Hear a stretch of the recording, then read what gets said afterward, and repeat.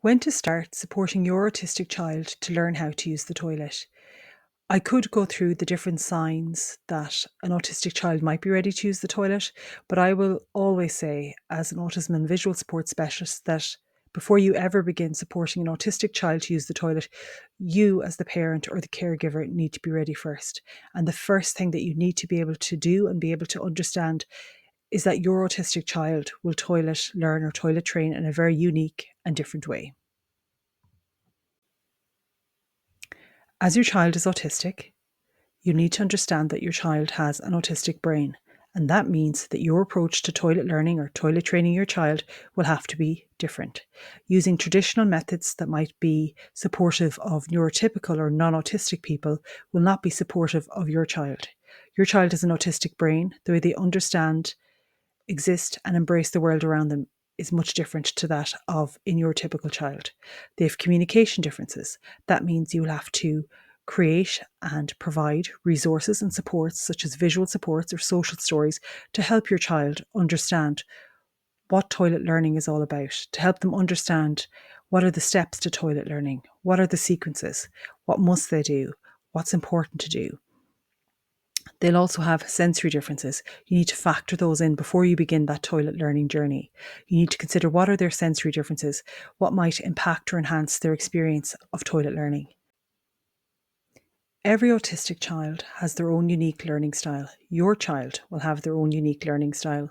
It's really important that we understand and embrace the learning style that each of our children has when we're supporting them to learn how to use the toilet.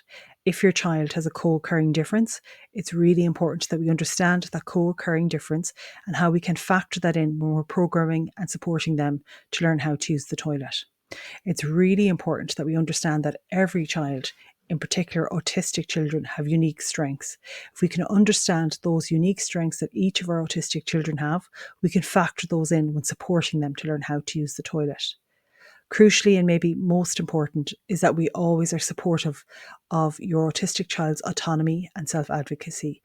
It's really important that we listen to our autistic children when they let us know that they're afraid, when they let us know that they're finding it difficult, and we look again and decide how we can support them through this difficult part of toilet learning that they find.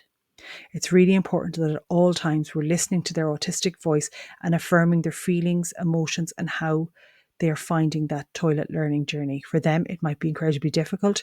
For another autistic child, they might find it incredibly easy to navigate. But what we will always do is listen to our autistic children's voices, embrace them, support them, and more than anything, affirm how they are communicating, how they feel about that toilet learning journey. As we know, many autistic people have great visual processing strengths. It's really important that we're using visual supports to support their understanding of the toilet learning process.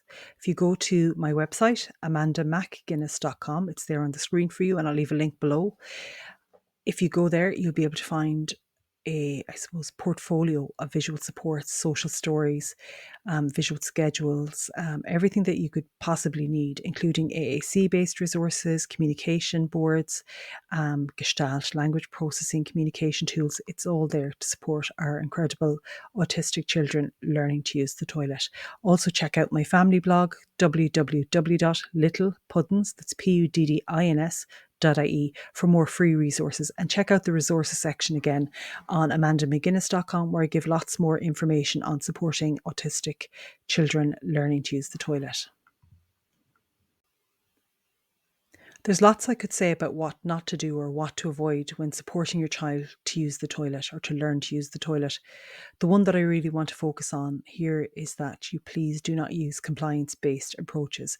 Compliance-based approaches are not neuroaffirmative, and we know from listening directly to the autistic community that they're very traumatic for autistic people, as you can only imagine they might be for yourself if someone is perhaps unintentionally but actively asking you to comply to do something that you don't maybe fully understand, that perhaps you find very scary for your young child, that perhaps from a sensory or communicative I suppose, perspective you find overwhelming or painful even.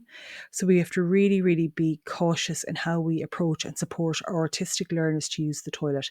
More than anything, we're asking, or I'm asking, that you don't use any type of a compliance-based approach. If you're using a neuroaffirmative approach and you have really supported your child well ahead of time before you've ever asked them to sit on the toilet, really support their learning and their understanding and their skill building, then there should be no need. In fact, there should never be a need for a compliance-based approach. In fact, it's traumatizing. So please, as I've said at the outset, do not use compliance-based approaches. I hope you found this video helpful. Again, check out amandamcguinness.com and littlepuddins.ie for more freely available information on supporting your autistic child to use the toilet. If there are topics you'd like me to cover here on my channel around toilet learning, please leave a comment below, or again, contact me through my social media. You'll find me on all of the relevant platforms. So thanks for listening. Bye.